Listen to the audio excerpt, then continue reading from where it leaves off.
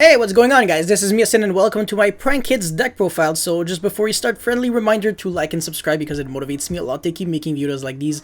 And now that this is out of the way, let's get into it. So as you can see, I'm playing a bunch of hand traps, like a lot, because this deck actually just turned from like a fusion turbo deck into like a one-card Yu-Gi-Oh kind of deck, you know, a really Link-oriented deck. It's really good now. So I'm playing 2 Nibiru, 3 Ash, 3 Valor, and 3 Infinite. So 11 if my maths are not too trash, 9 plus 2. And I don't really think 3 Nibiru is that good. I mean, I really wanted to max out Ash, Valor, and Infinite before the Nibiru because these are not once per turn. Ash is the only one that is, and then Nibiru. And it's like the least generic, least applicable, so yeah, I think this is logical. And also playing 3 of every single, you know, Prank Kid monster, so 3 Roxys, 3 Lamseys, 3 Dropsies, and 3 Fancies. I think this was kind of logical, so yeah, I don't think you need any other monsters, and the Invoked engine makes absolutely no sense because it's kind of like ignoring the fact that this deck actually got more support.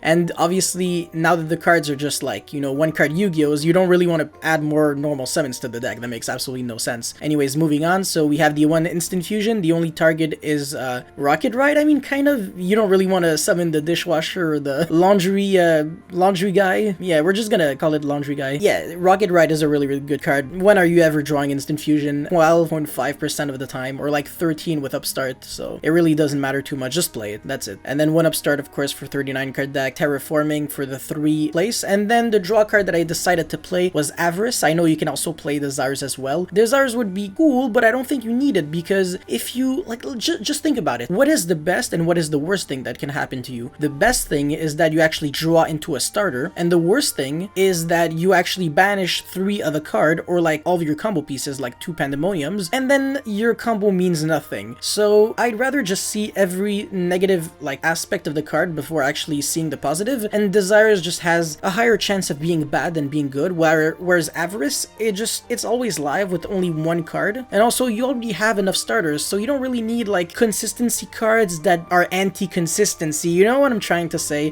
And also Avarice is good because you actually get back your resources, and this deck actually burns your resources very fast. I mean, not really, but it doesn't burn your resources, it's just empties out your extra deck and empties out your deck. That's kind of like a better way to put it. You know, before the deck actually relied on the Grave Effect of Plan to recycle back the resources, but now you don't really need that, so Avarice is just like, you know, the cherry on top. And this, I mean, Pranks is also another good recycling card, so you see, you have 3 recycling cards. This deck definitely does have the ability to grind if you are considering doing this, but it's still kind of a combo deck. 3 Called by the Grave, there is this, and there is Ghost Bell to play around, like, against Called by the Grave, because yeah, Called by the Grave on like your Woof Woof or your Doodle Doo or even your Butler. I mean, obviously on the first effect, you know, during your opponent's turn, you could actually banish Meow Meow and actually use this effect twice, which is ridiculous. So it's not once per turn. Like, none of their effects, like to tribute, is once per turn, I think, except for maybe... Okay, so the Link monsters, the effect, like pretty much I think every effect is once per turn, no? You can only use each, and you can only use this. Okay, yeah, so every effect of the Link is once per turn, but for the fusions,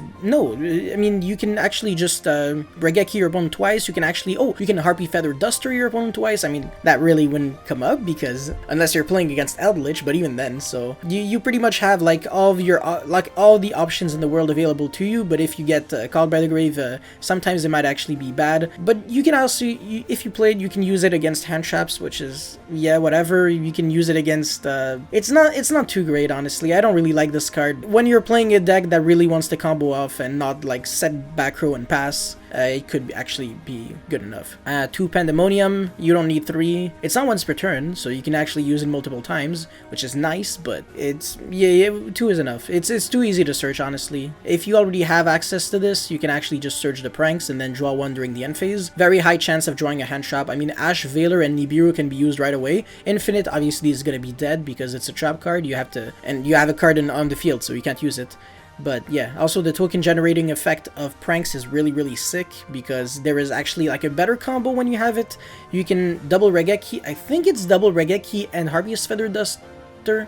I'm not sure though. Ooh, it might be just one Regeki, one Duster. I completely forgot. But anyways, though, it's still really, really sick. So there's that, and then for, oh yeah, place, obviously. I mean, I don't have to explain this. The only cool thing about place is that you can actually do some massive chain blocking, not once per turn, once again, it's twice per turn. There's one for the fusion summoning and one for the link summoning, so that's sick, but yeah, you kind of just win the game after a while. Like, if your opponent doesn't really, like, ash the first card, you can get, like, quite far, because this also generates advantage, and yeah, just pretty much everything. This deck is just such a threat, man. It's gonna be the future tier 1 for sure, like 100%, because it kind of follows the same pattern as a lot of like really annoying combo decks that we've seen like in the past. Like, you have one card you play and then you still have like 4 other cards in your hand to like deal with your opponent. So yeah, I mean, I don't want to say it's the next Zodiac, but it might be the next tier 0.75 tier 1, but no worse than that though. Definitely no worse than tier 1, so yeah. And then 3 infinite and 1 plan, of course. I pretty much already explained this anyways. For the extra deck, real quick, 1 butler, 2 rocket ride, 1 dishwasher. That was, no, I called it laundry guy. Yeah, laundry guy. But even that, no, it's not even laundry guy. Wait, hold on. Weather washer? It looks like, wait, he's, oh, I don't even know what he's doing. Yo, their artwork is so sketch. Their artwork, their names, everything. I mean, they're like small kids. I mean, they're literally kids, but like on fire, on shrooms apparently, on water, and on, I don't even know what this is. And then this looks like, yo, they literally look like the kind of toys that you would actually like pull from your Happy Meal at McDonald's. They actually look like, I don't know, I mean, it's cute, but I don't care. I don't, yeah, it's, yeah. Anyways, so yeah, 2 of this because you actually summon it during your own turn, so it's relevant. 1 of this, 1 Toad, very, very good because you can actually use it with 2 Dropsies, so it's actually sick how this deck can actually... I mean, you can also, I'm pretty sure it's a 1-card combo, to make Toad turn 1 if you want to. I mean, it makes no sense, but you could do it.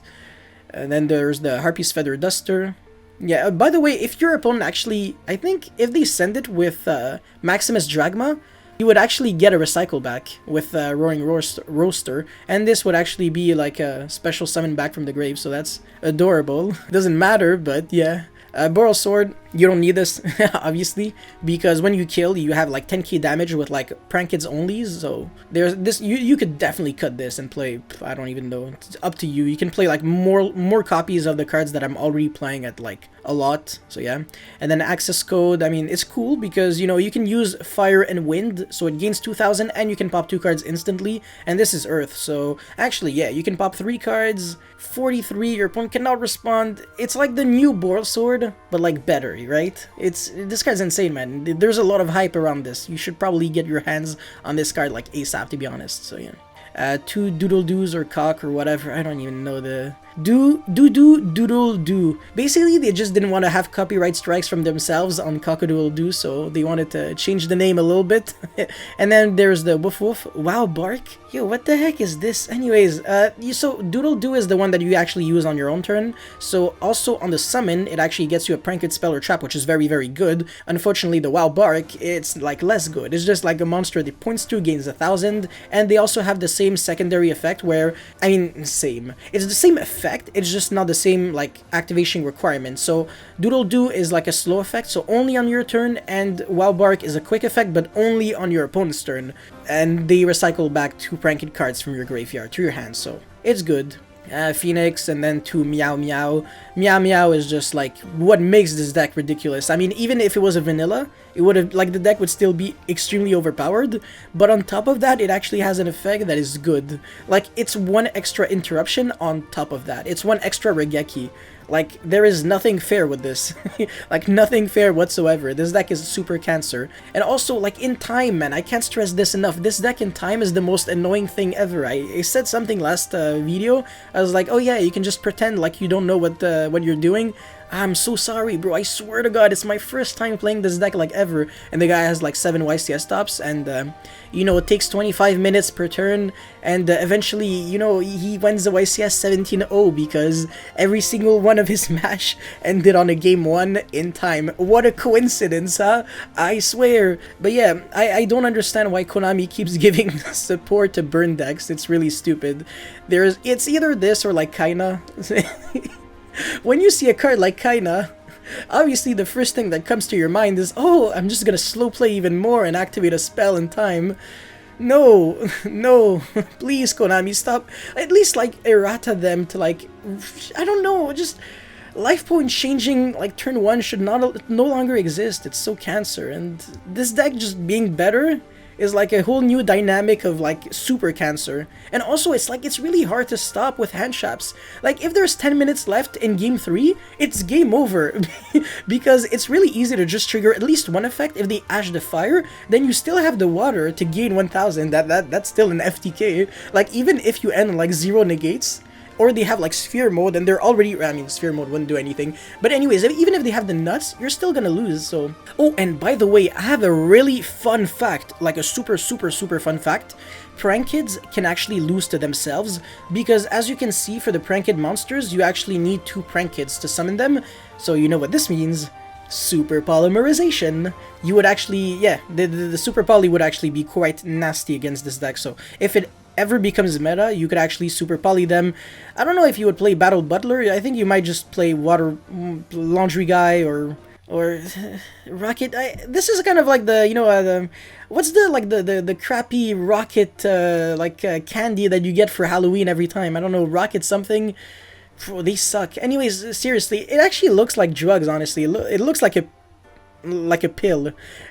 Really sketch. But yeah, anyways, either this or the weather wash or whatever, it's, and you're pretty much Gooch. Well, I mean, not really, because it's only 2 monsters, but still, it prevents you from being like too screwed because of Battle Butler. So yeah, anyways, moving on to the idea section real quick. So Dark Magician, Red Eyes, and Dragoon package, basically, just if you want to do it.